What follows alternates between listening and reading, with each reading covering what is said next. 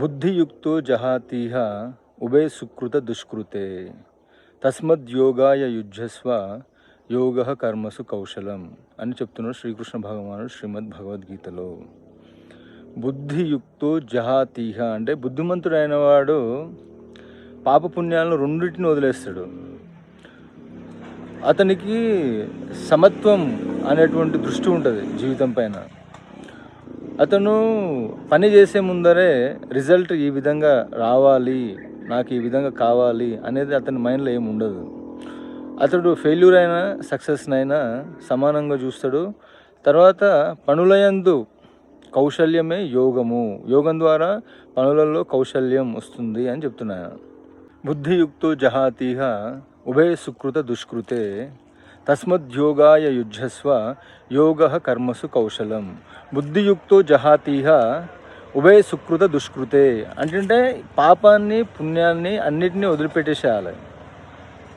తర్వాత వచ్చేసి తస్మద్యోగాయ యుజ్యస్వ, ఆ విధంగా యోగాలను అంటే అన్నిటినీ సమానంగా చూస్తూ ఎవరైతే వర్క్స్ చేస్తారో వాళ్ళ యొక్క వర్క్స్లో కౌశల్యం వస్తుంది.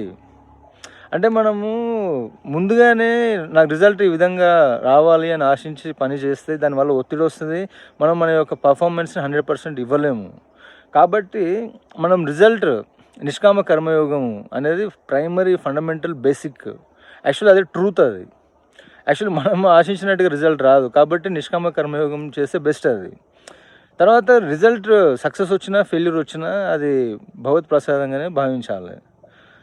ఆ విధంగా అన్నిటిని సమదృష్టితో చూస్తూ మనం యోగం అంటే మన యొక్క డ్యూటీస్ని మనం చేస్తే దాంట్లో కౌశల్యం వస్తుంది.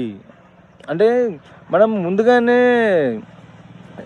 డిసైడ్ అయ్యి ఈ విధంగా రావాలనుకొని మనం చేస్తే రిజల్ట్ ఆ రకంగా రాకపోతే అది మనకు దుఃఖాన్ని ఇస్తుంది. కాబట్టి ఆ విధంగా అవసరం లేదు.